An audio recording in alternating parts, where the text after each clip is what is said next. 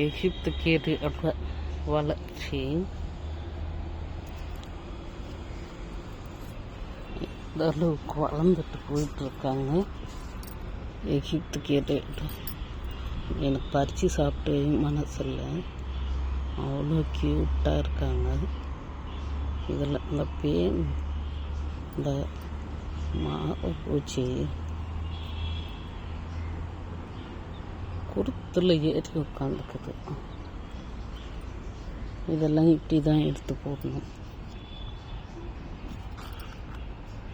இது காஸ்மோஸ் என்னன்னு தெரியல, இந்த பூ செடி பேர் பூ வந்தது தெரியல. இந்த மாவு பூச்சியை தான் இந்த தக்காளி செடியை முடிச்சு விட்டுருக்கு.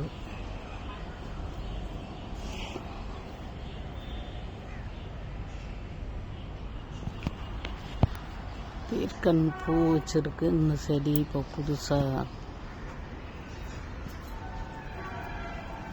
6-7 பூ வச்சிருச்சு. இன்னும் பிஞ்சு ஒன்றுத்தையும் காணோம். கட்டிங்ஸும் போட்டு விட்டேன், ஆனாலும் பூ வைக்காமல், பெண் பூ வைக்காமல் ஆண் பூ மட்டும் வச்சுக்கிட்டு இருக்கு. உடலில் நிறைய ஆண் பூ கொத்து கொத்தாக ஆண் பூ வச்சிருக்கு. உடலை செடிக்கு பஞ்சம் கிடையாது. அழக்க பூ ஆண் பூ நிறைய வச்சிடுறாங்க. நம்ம சிங்கவாரி சரக்கு வந்துட்டாங்க. அப்படியே கண்டினியூவாக பூ வைக்க ஆரம்பிச்சிடுறாங்க. அழகம்மா அழகம்மா அழகம்மா கண்டினியூவாக பூ வைக்க ஆரம்பிச்சிடுறாங்க. அடுத்து எகிப்து கீரை இங்கே ஒரு தொட்டியில் போட்டேன். 2-3 இடத்துல போட்டேன். 3 இடத்துலையும் அழகாக வந்துட்டாங்க. இன்னும் அழகாக இருக்குது. எவ்வளோ அழிட்டு மரம் மாறி போயிட்டுருக்கு பாருங்க. மரம் மாறி போயிட்டுருக்கு. பார்க்கவே ரொம்ப ஆசையாக இருக்குது. பறித்து சாப்பிட்டோம் மனசில்லை. அது காய் வைக்குமா எப்படி வைக்கிதுன்னு பார்க்குறதுக்காக விட்டு வச்சுருக்கேன். அப்படி இல்லைன்னா மண்டே பறிச்சிடலாம். இன்னொரு மழை பெஞ்சுன்னா இன்னும் கொஞ்சம் நல்லா ஃப்ரெஷ்ஷாக வரும்னு சொல்லிட்டு பார்க்குறேன். வெயிட் பண்ணுறேன். அடுத்து தண்ணி காற்றால் பொழுதோடு ஊற்றிக்கிட்டே இருக்கணும். இந்த ஆளுங்களுக்கு அப்படியே காஞ்சி போயிடுறாங்க. மண் போட்டது ஒரு குற்றமே பிடிச்சிக்கிட்டாங்க. பாப்பா தொட்டாசு நீங்கள் தோட்டத்தில் மல்லிங்க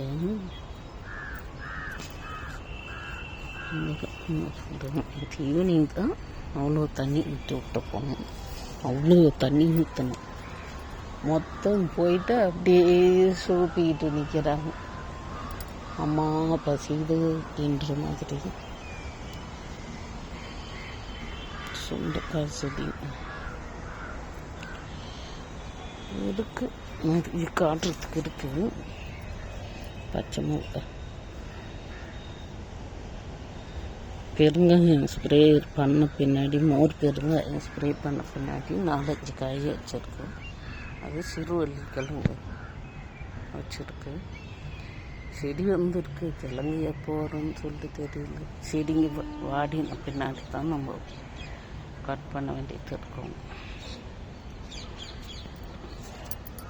இது மாயன் கீரை. இது பறிச்சுக்கலாம். ரொம்ப நாள் இருந்துட்டுருக்கு. ரொம்ப அருமையாக இருந்துச்சு. பொரியல் பண்ணி சாப்பிட்டேன். முருங்கைக்கீரை மாதிரியே டேஸ்ட்டு கண்டுபிடிக்க முடியல. அந்த மாதிரி இருந்துச்சு.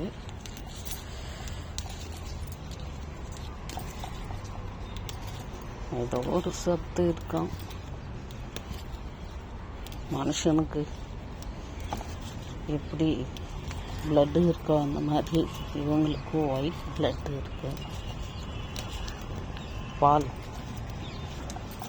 பிளட்டு தான் ஒயிட் கலரில் இருக்கு இவங்களுக்கு. ஒவ்வொருத்தருக்கும் ஒரு மாதிரி இருக்குது. மற்ற செடிகளுக்கு ஒரு ஜெல் மாதிரி ஒரு லிக்விட் வரும். ஒரு சில செடிங்களுக்கு இந்த மாதிரி ஒரு சக்தியை கடவுள் கொடுத்துருக்கு ஒயிட் கலரில்.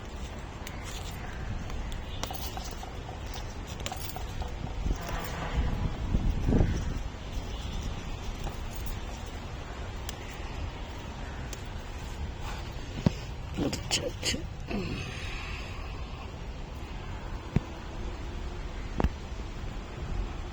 மாறி முக்கியது இன்னைக்கு சமையல்.